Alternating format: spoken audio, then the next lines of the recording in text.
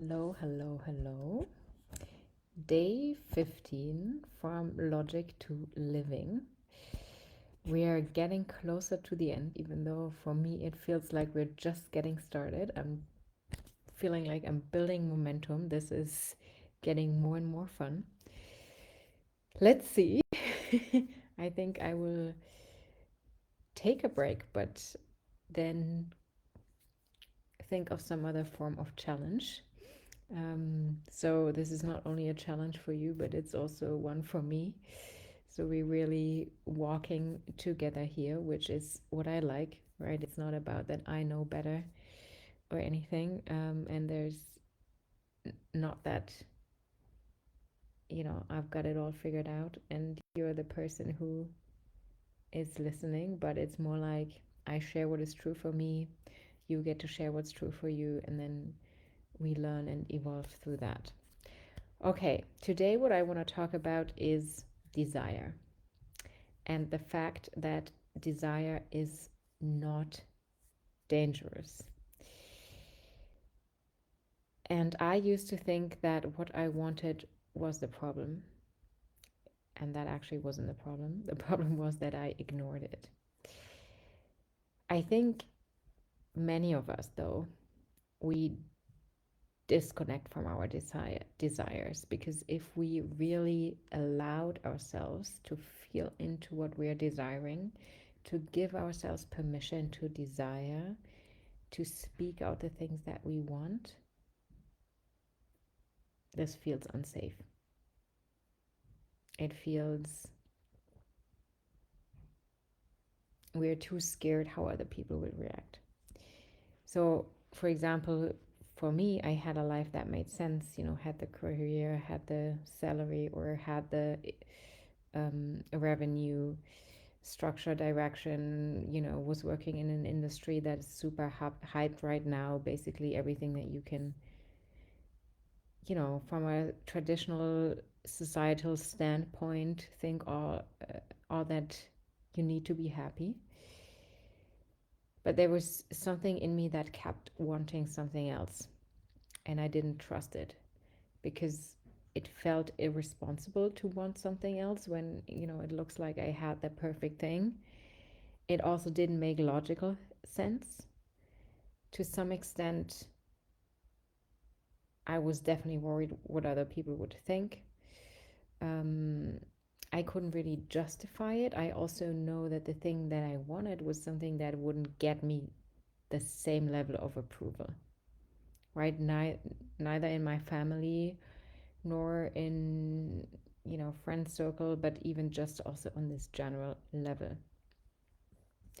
So I very much disconnected myself from my desires for a long time, and I tried to shut that voice down inside of me. And I tried to, make things work while holding on to the old. So I was, and I think, I'm not completely disqualifying that. It was a necessary part of the process for me, it was a necessary part of the journey. But now that I've made this commitment to actually step into what I really want, after I've given myself this permission, I feel so much more at peace. But I think what we do is usually we completely disconnect from the desire, or we just try to integrate it a little bit instead of giving ourselves full permission. So, for example, I did the yoga teacher trainings, I did the coachings, and then I did a few, I taught a few yoga lessons. I gave sound baths. I did some women in tech coaching. So I did it on the side while still holding on to the AI career, instead of giving myself permission to fully step into what I really want. And the reason why I gave myself permission to do this and how I actually came to this point is really coaching, mentorship, personal development, personal growth, spiritual development, whatever the word you want to use. So this work has really changed my life fundamentally. Like, I would not be here doing this if it wasn't for all these things. And also, I mean, spiritual practices also play a big role. So for me, it's like a, set of tools that I use. And this is not because I found new answers, but it actually made me stop dismissing what was there. It made me give myself permission to really do what I'm passionate about, what I'm desiring. And it also helped me build the trust that what I want is available to me. Because very much this is also a big way how we disconnect from our desire. We just say, oh, it's not realistic, it's not possible for me, it's not gonna happen. And we disqualify it before even taking the first action or taking the first step in a certain direction. And also, we often see desire as something random, something, I mean, sometimes even in the spiritual scene, it's even as something bad. But I have completely shifted my coding around desire. I see desire as direction. So, often people talk about what is your purpose, right? And what are you here for? And for me, desire is the thing that guides you in that direction. When you see other people and you feel like, oh, this is what I want, or you somehow desire something, this gives you direction. It's not accidental. It can lead you back to what you're here for. It doesn't show up for no reason. It is information.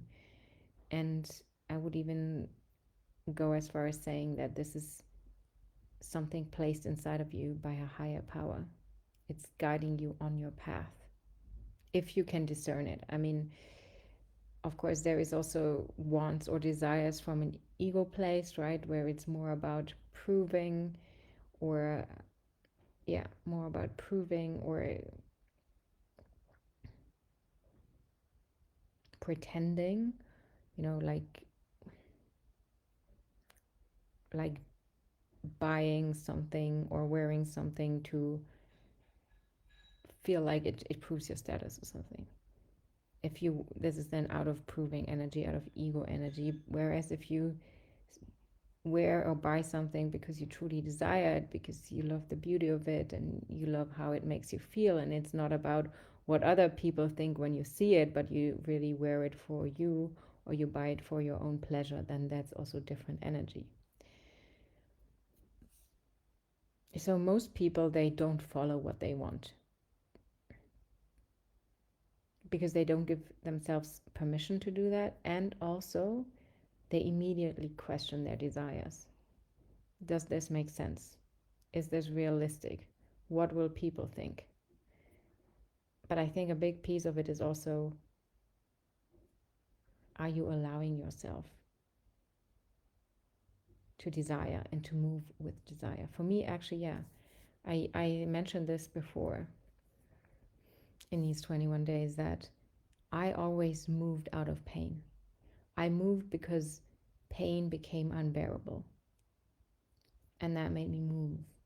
And now this is actually the first time that I moved based on desire, or like bigger moves, not, I'm talking more about changing jobs, becoming self-employed, these bigger decisions. Yeah.